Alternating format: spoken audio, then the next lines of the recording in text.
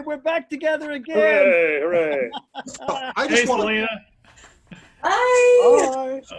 I just want to point out, if it weren't for the pandemic, we would not be able to pull this off because you'd all be off in a dressing room somewhere about to give a concert. This is only possible during the time of Corona.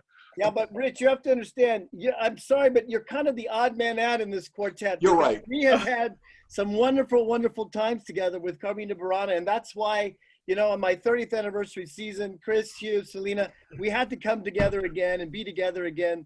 So, guys, thank you so much. It's great to see you. I missed all of you so much. Wow. It's just been, it's been terrible for all of us, but I can only imagine. But seeing you guys lifts my spirits, really does. Likewise. Great to see you. Yeah. I mean, I have so many questions to begin with, and I'll hold off on the roasting swan question for a bit. And I'll start with the end. If there is a single word in solo, vocal, choral, orchestral music, a single word that every time it is sung gives everybody a chill down the back, it is the single word dolcissima that shows up at the end. And Celena, that's got to be one of those moments for you as a soloist where you just know that everyone's going to start melting into their seat now. What's it like? Yeah, it's one of those moments as a performer where you cross your fingers and hope that all of the technique that you've practiced and practiced comes through, and it always has for me. I think each soprano, we practice and we practice to find just the right place where we place that every single time. But you know, with everything, there is always chance and error, right? For all musicians. And so that's the moment you just think, okay, come on, all my practicing, you've got to pay off right now.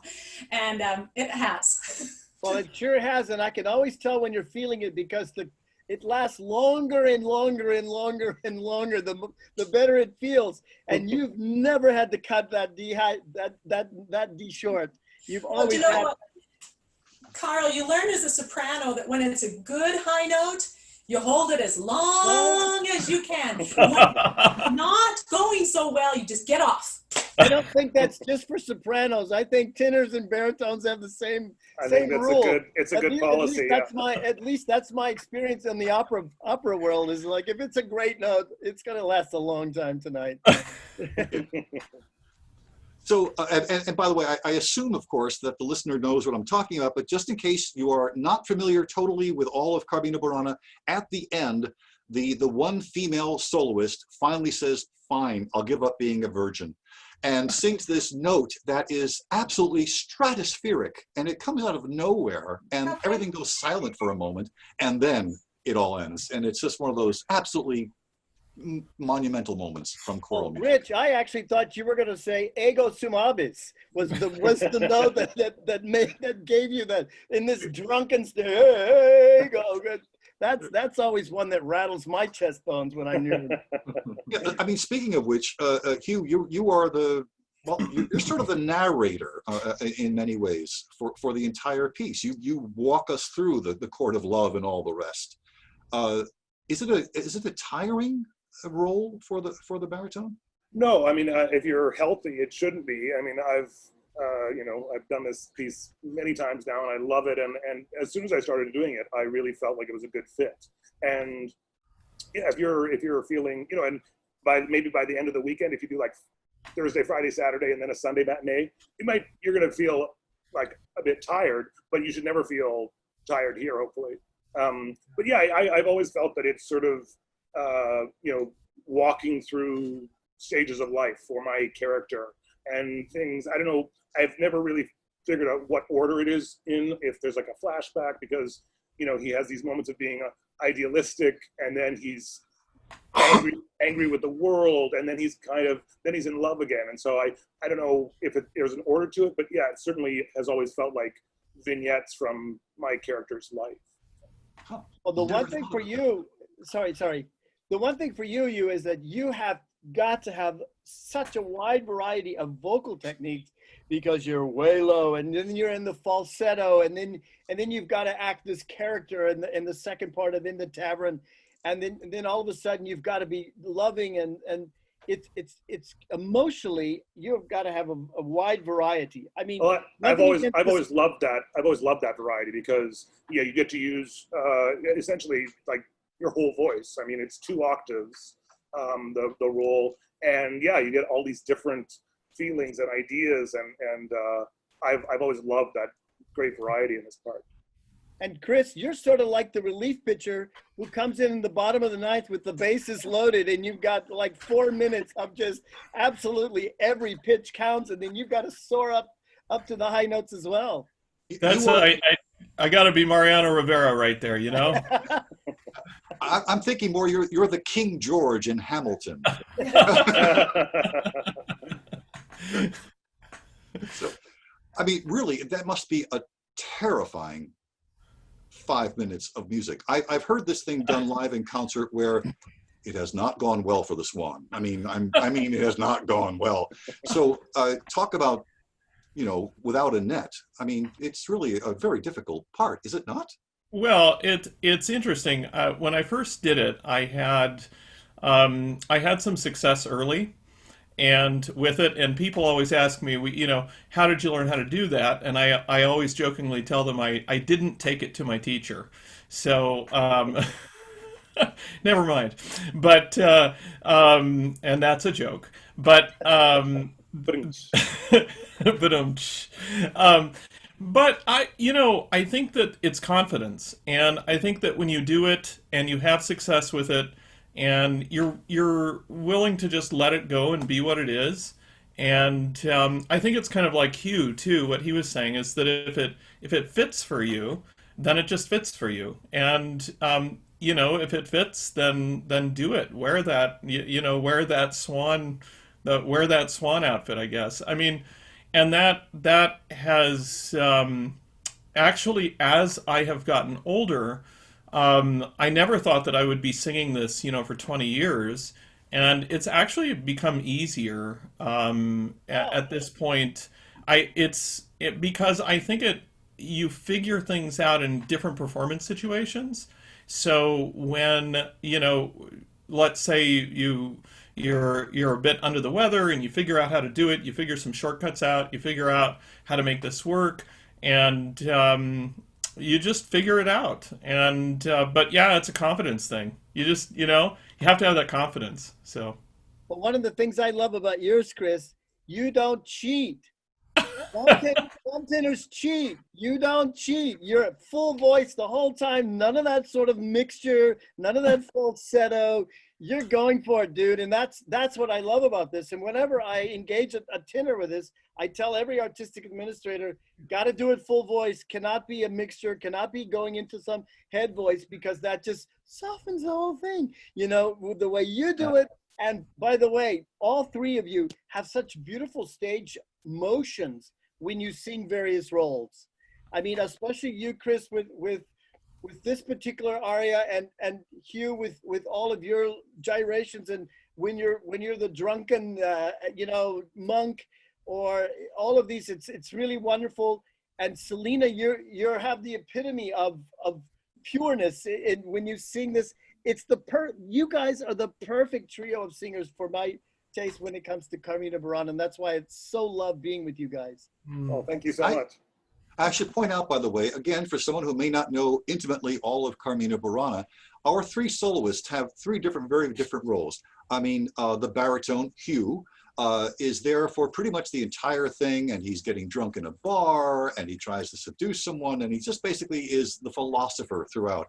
The soprano, Celena, breaks one of the cardinal rules. She works with kids.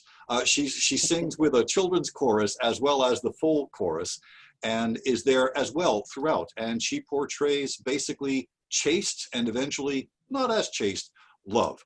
And then in the middle of this 60-minute long piece, for just about 5 minutes, the only solo moment for Christopher, the tenor, who portrays a bird roasting on a spit over a fire, talking about his early days when he was free. So just so you know what we're talking about here, and it's a very, very comical, very high aria with loads of really provocative wind accompaniment throughout, which also, Carl, makes me realize this is a lot of cats to wrangle for you. I mean, with the children's chorus and the other chorus and the soloists.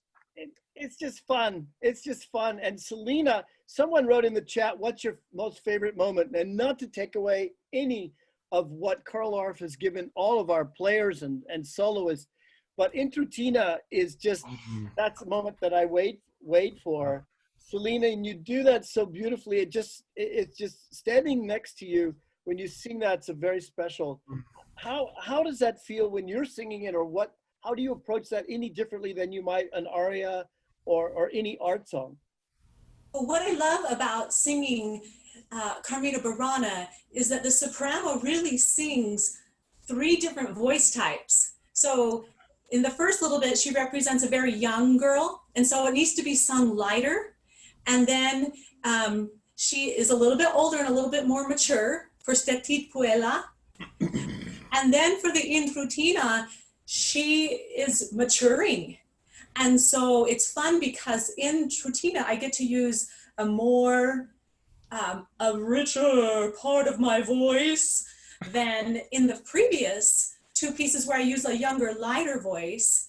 And then, of course, then at the very, very end, it's just very climactic because we reach the climax of the piece.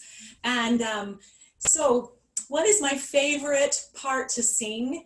I would say my favorite part to sing is the Stetit Puella, because I love the tune and I love how happy she is and young. And so I really like that. But I really do love that contrast of using my mezzo voice for the Intrutina. So, and when I've ever seen this piece performed, I'm not sure that there's a consistent performance practice as to whether or not the soloists all join in for the final O Fortuna. Is there, am I missing something, or is it not standard? I mean, I think we've all been asked to do that occasionally, but it's not something that's in the score. But yeah, it's many people like to make sure that absolutely everyone is singing at the very end, I think. And I personally don't ask the soloists to do that, the singers to do that, because for me, compositionally, it's an absolute mirror of the first 3.5 minutes. You know, so they weren't there then, and so for me, it's better if I know it makes perhaps a grander finale and maybe more fulfilling to the soloist to actually be able to take part rather than sit there and just be riveted by the last 3 minutes of the second O Fortuna. See, for me personally, I've always felt that it felt a little funny to do that, to get up and suddenly, you know, it's like the Hallelujah chorus or something like that. I think like when we, when you know, our part finishes for each of us, that's it. Our part of the story is done. And of course, Chris, you know, I mean, if he was going to have to do that, he'd have to like sit on stage the whole time, which would delight him, I'm sure. But as it is, normally, you know, he can just wander on stage, do his thing, and wander off. You know, so I think I know what he prefers. Actually, when I do the piece and when we've done it together, the only person that stays on stage the whole time is the baritone. It's you. Yeah. You know, Christopher comes on when he comes on. You know, Celena comes on when she sings, which is, you know, already into the 3rd part of the piece. So we've already done part 1 and then in the tavern part 2 before she even enters. So, you know, I like it to be a little more, and of course we all know that it was meant to be somewhat semi-staged with visuals and multimedia, if you will, back when it was premiered in Frankfurt in the opera. So, and I've done that as well, but as a concert piece, it works really well. And Rich, you asked about the orchestration. Of course, there are 2 pianos and celeste and a large battery of percussion and just a large orchestra. And by the way, he knows how to use each and every instrument so beautifully. And the big thing in this particular piece, and people might pay attention to this, is the number symbolism of the number 3. There's so many other, like Chris's aria happens 3 times. You know, there are 3 parts to Ego Sumavis. There's, you know, there the symbolism, the number symbol, there are 3 large parts. You know, there are 24 different songs that are divided up into certain certain segments of threes. So three's a huge thing, and you'll even hear the big bells toward the end that are reminiscent of what you might feel in a Catholic service. And as we well know, we're talking about singing, but they have to sing in 3 different languages. We're talking Latin. I don't even really know what High Middle German is, you know, with High Middle German, and of course Old French. So it's a very, very beautiful, complicated work. And what I really love about it is that it's played at a Super Bowl halftime, and most people love it, and they don't realize what they're listening to. Yeah. Well, I'm sure all of us have seen more than we care to remember the 4 tuna videos that have been going around on the internet.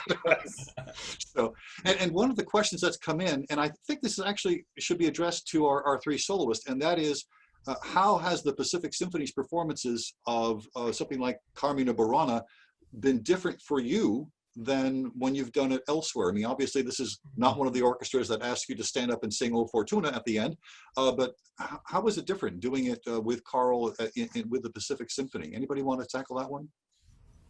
Well, you know, we in the mail.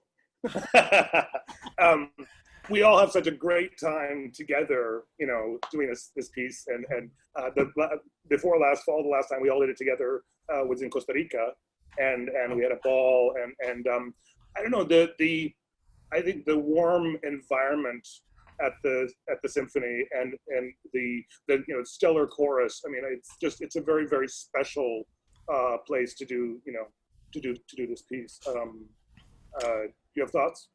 Well, I was going to say the acoustics in the auditorium are just gorgeous. Exquisite. It's gorgeous. A gorgeous place to hear music, and I don't think there is a friendlier, more gracious chorus than who we sang with. I mean, these folks were so lovely. Just so giving and friendly, and so I think that the people are terrific. And then, of course, you know, Carl is just, you know, the check's in the mail, right, Carl? Carl knows this piece probably better than anybody, as well as anybody, and so it's a pleasure to be able to just freely make music with him and with the musicians assembled, and so there's a lot of freedom and a lot of confidence. I'm going to use a moment here to ask all 3 of you, because we're living with such an unusual time where we have more time to learn how to bake and clean the house, and oh, there's dust on that shelf, and oh my goodness, I have another pair of sweatpants. What sort of work have you been doing musically? Have you been taking the time to learn new arias, discover new operas, song cycles? I mean, what's been going on musically for the 3 of you? Who wants to start? I'll go first with that one. So for me, I have the opposite problem, that when everything for artists is basically shut down, right? Our careers are basically on hold because of COVID. What happens for me is when I don't have a performance that I'm prepping for, I go stale. And so kind of what I had to do finally was just reach out to my neighborhood, and I'm doing a distancing concert in the cul-de-sac in 3 weeks. Nice. And for whoever, my friends and family and neighbors, but then it gets me practicing, because if I don't have something to practice for, I don't practice. I guess maybe I'm not a good enough musician at heart. Yes, I'm sure that's it. What else? Hugh, what are you working on? I mean, I would agree with that completely, because everything being just in complete limbo right now, if there's not a project coming up, I am the same way. That it's like, you know, it's going to take some major, you know, vaccine or something like that to even begin things going somewhat normally. And so knowing that that's just this complete question mark, I haven't been a good scholar. I mean, I've been reading lots of other things, and I play the piano, and my husband and I did a video series for the first about 2 months of all of this, and we would do we'd play 4 hands, or we'd do a song together, and we kept it very light, and it was really nice in that first part of this to have a little project each day, and we would do it sort of late afternoon, and we'd choose something fun, and it was nice to do that. But in general, I just feel like this something is going to really have to change. So I'm just enjoying life and going for walks and dusting. Christopher? Yeah, it's so interesting because I have the same experience as both Hugh and Celena. It's really hard when you don't have something to work for, when you don't have that concert. And what I've been trying to do is just listen to a lot of music. And I've listened to Hugh and and Craig on YouTube, but not YouTube, on Facebook. Listen to your series and just keep connected with people, and also an opportunity to listen to a lot of music that I've been wanting to really kind of do a deep dive into, expanding my ear and just experiencing some things that I never have time to listen to. So been doing a lot of listening, and I've been doing some work on some things, trying to do some memory work on some songs and cycles, but it's really hard. I mean, I think all of us can feel like without something to prepare for, you can kind of, it's hard to find the motivation. All of us are pressure junkies.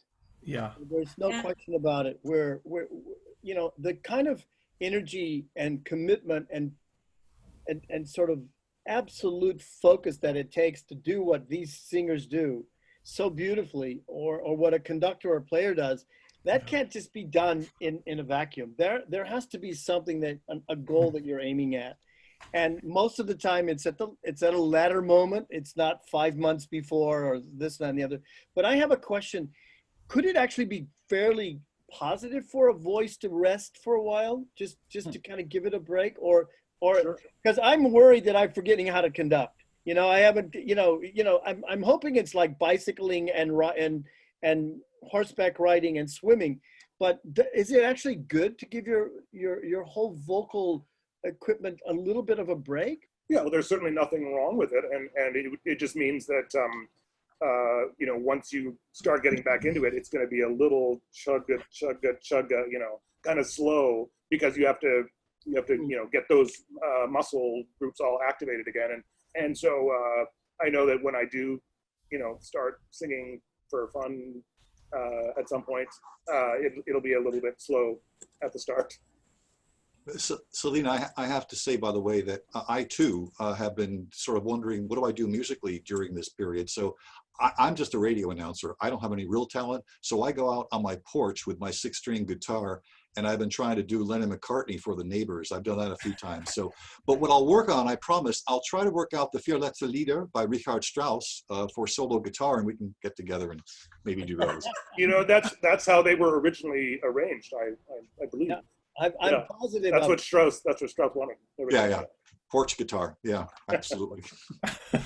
Well, what a delight. Well, so, okay, Carl, you were going to say something. Well, what I was going to say is that, the musicians of the Pacific Symphony, I don't know if you've checked it out, guys, but check out the Pacific Symphony website, because there have been some incredibly creative of little posts on Facebook and on our website.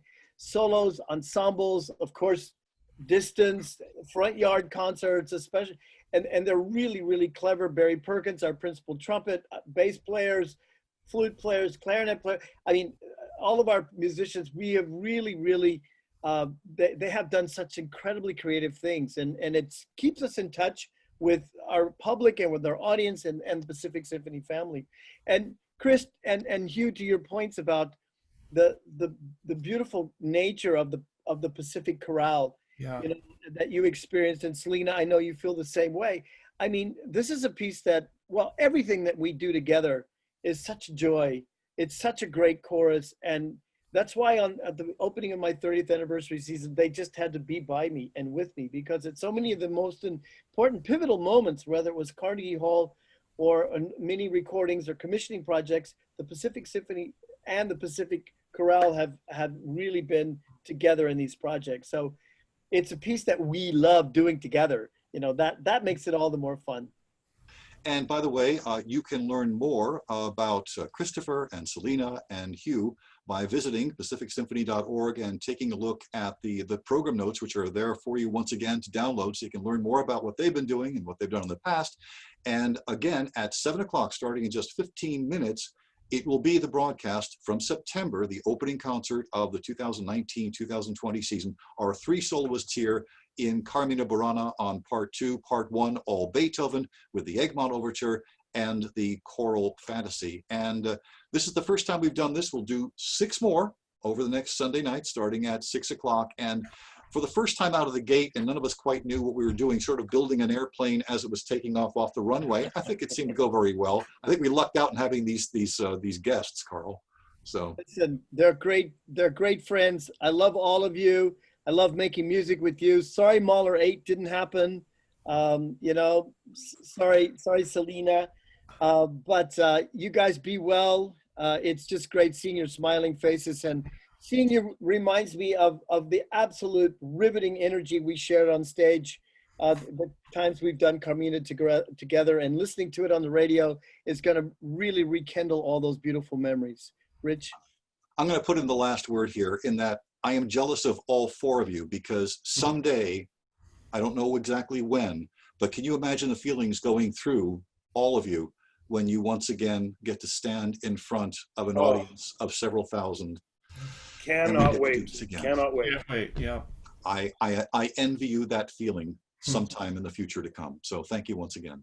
Thank you. Wonderful. And thank you all for joining us during this Zoom pre-concert for the Pacific Symphony. Once again, the concert itself begins in just 15 minutes on KUSC.org and at KUSC 91.5 and its other frequencies. I'll be hosting that. And so look forward to talking with you again in just 15 minutes. Meantime, folks, thanks again. Stay safe, stay healthy. Good evening. Be well, guys. Bye. Bye.